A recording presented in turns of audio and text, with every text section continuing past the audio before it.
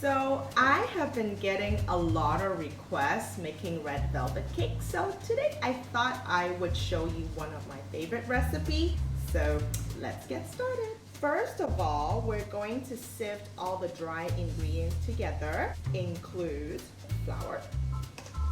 We have cocoa powder. Then we have salt. Now you will also see dry ingredient. There is baking soda as well. Do not put it in right now because I've made that mistake recently.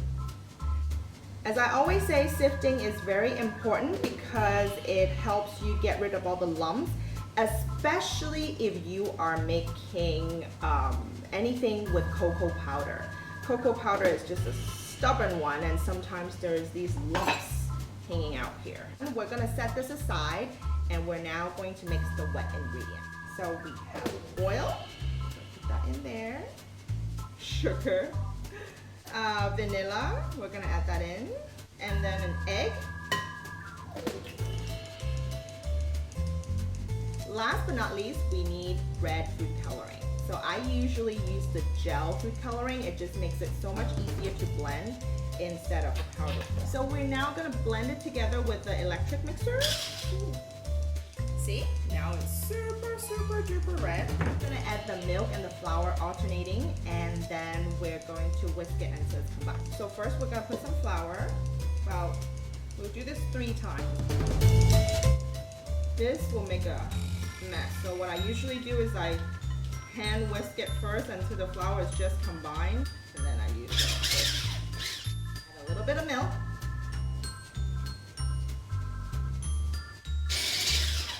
Scrape the side a little bit. Then I add the flour again. And then a little bit of milk.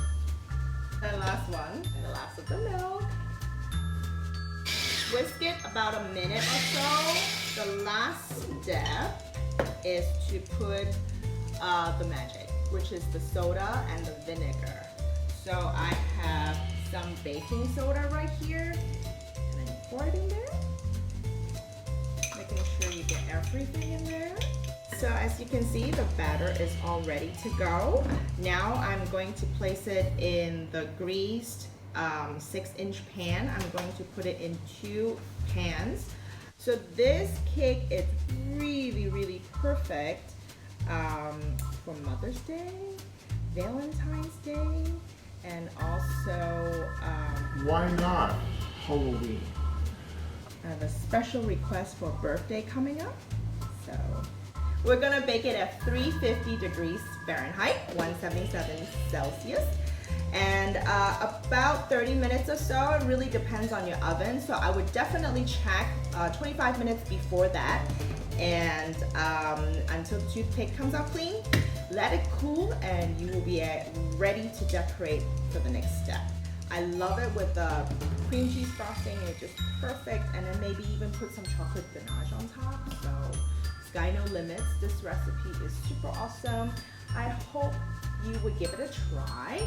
Make sure you subscribe. The recipe is on my website, wiloevents.com, and I will see you next time.